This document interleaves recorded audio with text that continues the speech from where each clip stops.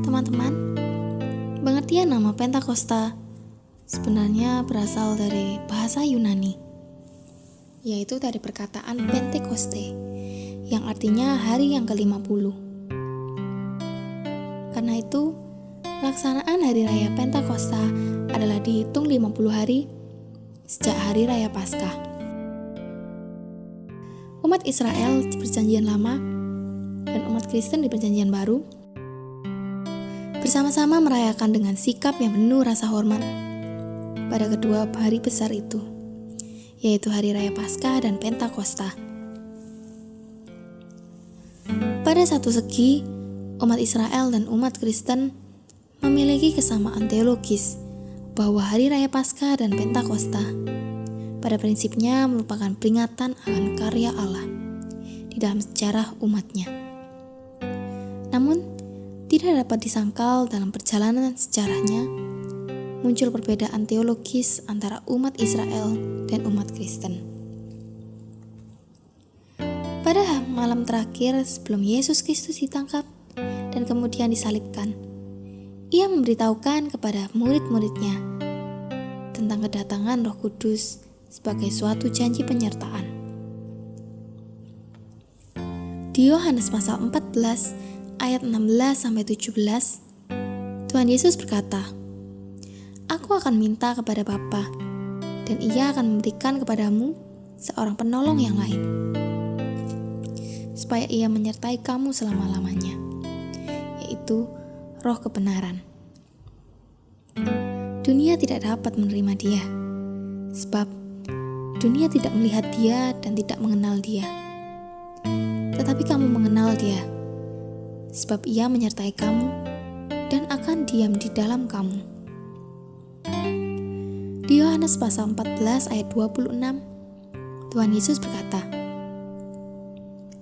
"Penghibur, yaitu Roh Kudus, yang akan diutus oleh Bapa dalam namaku. Dialah yang akan mengajarkan segala sesuatu kepadamu dan akan mengingatkan kamu akan semua yang telah kukatakan kepadamu." Di Yohanes pasal 15 ayat 26, Tuhan Yesus berkata, "Jikalau penghibur yang akan kuutus dari Bapa datang, yaitu Roh kebenaran yang keluar dari Bapa, Ia akan bersaksi tentang aku." Dan di Yohanes pasal 16 ayat 7-11, Tuhan Yesus berkata, "Namun benar, yang kukatakan ini kepadamu adalah lebih berguna bagi kamu jika aku pergi. Sebab, jikalau aku tidak pergi, penghibur itu tidak akan datang kepadamu. Tetapi jikalau aku pergi, aku akan mengutus Dia kepadamu. Dan kalau Ia datang, Ia akan menginsafkan dunia akan dosa, kebenaran, dan penghakiman. Akan dosa, karena mereka tetap tidak percaya kepadaku. Akan kebenaran, karena aku pergi kepada Bapa dan kamu tidak melihat aku lagi. Akan penghakiman, karena penguasa dunia ini telah dihukum."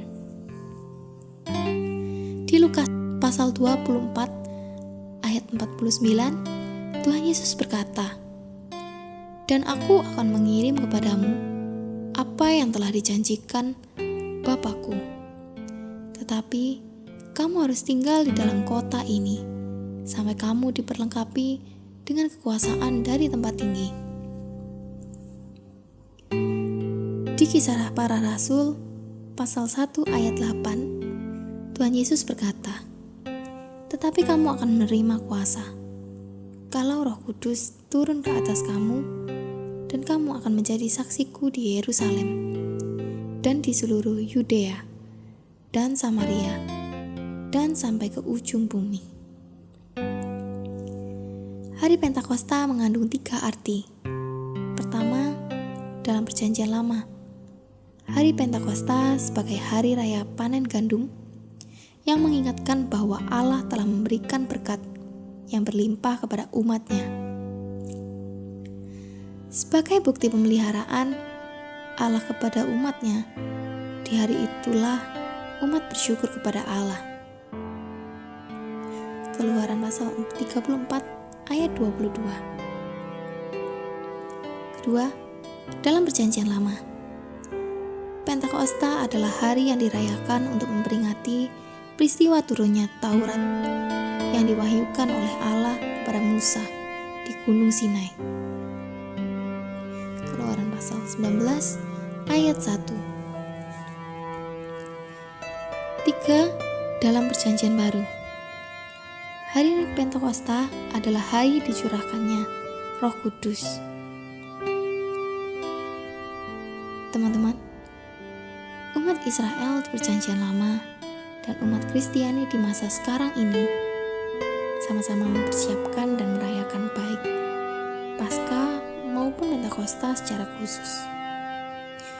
Walaupun berbeda zaman, umat Israel perjanjian lama dan umat Kristiani perjanjian baru memiliki kesamaan teologis bahwa hari Pentakosta pada intinya adalah sebagai pencurahan berkat-berkat Allah, baik rohani, yaitu turunnya 2 loh batu, maupun jasmani, yaitu panen gandum bagi umatnya.